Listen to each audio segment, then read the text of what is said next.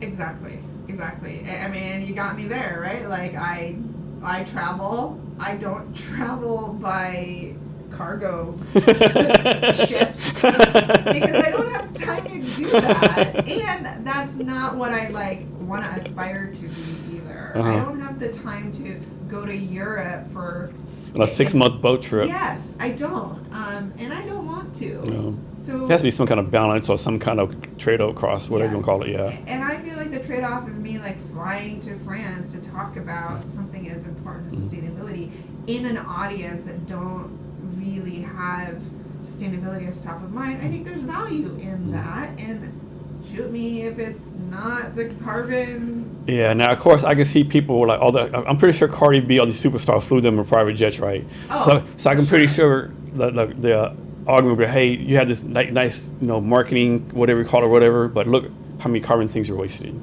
Oh, everything. I mean, the sustainability person in me just got like the hives looking around everything, like from signage to the swag. Like, I'm sorry, TikTok. I don't need another TikTok canvas bag. Like, but why does it have to be branded? Or even like a reusable water bottle? Like, I don't need it. So one thing I don't understand yet is like, what are carbon credits? What is carbon? What is that? I don't understand that.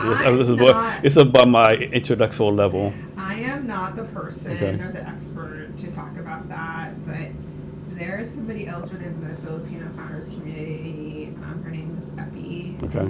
Her whole startup is around carbon credits and tax. So I need to have her on then, because sometimes like, are you making this shit up? Like just like. Well, the reason why I say I'm not an expert on it is I think there's just like there isn't a standard way to capture it or quantify it that everybody uses, which is why I think causes a lot of confusion. And so like waste, everything, it's a worldwide problem, right? So does it really matter if like we're in the United States we reduce waste or pollution by 20%, but China, India, Russia, all these other countries like increasing their waste and pollution? Because eventually air is there, right? Eventually air is going to come over here, right? Yeah. Well, it depends how you look at it, right? Like if you as a country just have your own particular goal, then it matters, right? Like it feels like you're kind of chipping away on this large number. But you're right, like we're breathing the same air, we're drinking the same water. Like it is a human problem. Yeah, it's a big global ecosystem. It's not like, oh, you hate the China air, like it's gonna stop here, right? We reduce our air quality, increase it by 25%, and then this China, like, hey, thank you for the air quality, US, Yeah, I mean, for better or for worse, like globalization has us by the balls. We have to do something though. You just can't say, hey.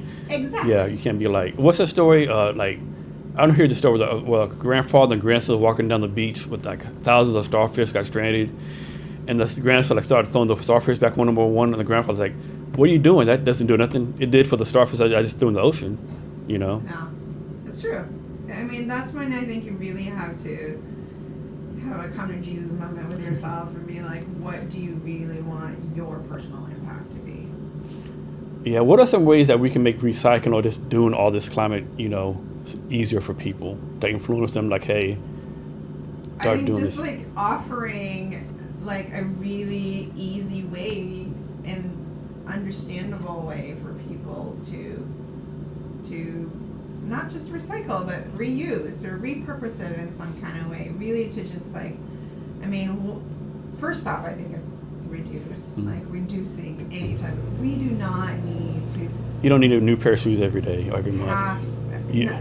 I mean, I think there's this like number that I was blown away by that I think one of my circular fashion colleagues throw around, which is we have enough apparel right now to clothe the next 6 generations. Yeah, easily.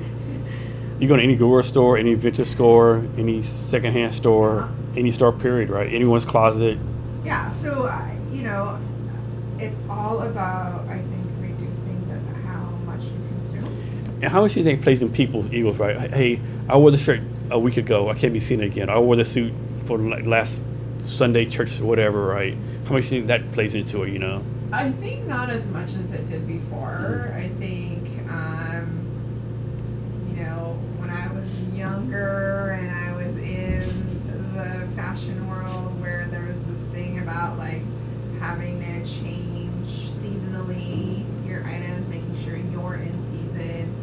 think that's less and less of a thing, although I could be wrong because fast fashion is still furiously growing. But, you know, I think there's a group of people or a movement that's actually valuing, like, I'm reusing it, or like the rental market space where it's like a shared type of inventory, or like one of my favorite places to shop is my grandmother's closet. It's a vintage. It's like, it fits me well. I'm not buying something new. So yeah, I think there's definitely, I find that there's people more interested in like bragging about like it's a secondhand or vintage find than like I just went to the mall, which who goes to the mall anymore? Yeah. And I bought this like new T-shirt. Like it's just a T-shirt. I think one thing too. I think another thing might be a disadvantage. Like you go to a vintage store, and they want to charge like $1,000, right? Like this is an old T-shirt, right? How you upcharging so much, right? For being vintage. That's like another hot take of mine. It's like if you want to welcome people within the sustainability lifestyle, you've got to make it accessible. Like there is absolutely no reason for you to be charging a 1990s Bud Light T-shirt for $60. I don't care who wore it. It's just it's a T-shirt, and if you want people to choose that over a Temu or Shein T-shirt, like you got from a pricing standpoint, I have to compare. So you're focused on jewelry now. Do you see yourself getting into like other materials like textiles or anything else? No. I think there's so much opportunity within the jewelry industry that I like that little niche. So from your point of view, how does your company make it, whatever make it means to you? I think if some brand recognition, if people, you know, once they're done with their jewelry and they think of reduce as an alternative to address what they no longer want, as opposed to all of the other current solutions, I think that would be a win. And what has to happen or not happen for your company not to make it? Oh, I think there's not enough people that know about us still. So, and I think just like partnerships is still a really big one. We have some good ones, but there's just not enough. There's so much more jewelry customers than there are jewelry recyclers. So do y'all do this? And you probably don't, but like, suppose I give you a gold ring, right? Hey, I want you to do you do with it? Do you like give me reports like, hey, it's here now, it's here now? Do you like have a kind of story for how the jewelry goes? I would love to get to that. That's a plan for us to do That'd be so cool. Some transparency. Yeah. We're just not there. Okay. I mean, it goes back. That's in your 5-year plan. Yeah. It just goes back to just like not having the time, the resources to like build that in. But oh my gosh, that would be amazing for us to provide that. So I'm assuming like you, like most people, you're probably a to-do list 100 things long, right? You probably do 4 or 5 a day. Let's suppose you had something on your list, been like number 82 for like a year, right? Do you say, okay, obviously it's not important for me to do, let me take off a list, or you're like, okay, no, I put on this list for a reason, it's gonna stay on there until I get to it? I think I'm more in the camp of if it's still part of the like plan, I would keep it on there. It may move up and down like 82 to maybe 50, but then might have to deprioritize or reprioritize based on what the ask. And you already talked about this some, but how do you prioritize your time? Yeah, I mean, obviously from a company standpoint, it's really to grow the company, and that really means to like have more customers. And so whatever that is, like the constant forward movement is really the lens that I'm using, right? Whatever decision, whatever task I'm making, does it ladder up to that? Is it gonna move us forward to the larger goal, which is to really make an impact? And are you working like 7 days a week, 100 hours a week, like balls to the wall, so to speak? Or are you actually like taking care of stuff and taking breaks and that kind of stuff? It depends. It really depends on, there's ebbs and flows. flows. Like there'll be weeks where, yeah, there's a lot of like burning the midnight oil.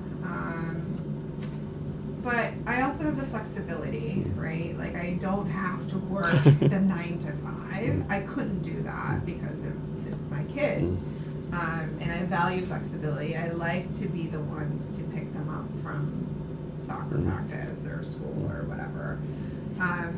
So yeah, I think that there's ebbs and flows, but in general, I'm working harder than I've ever worked before in another corporation with the least amount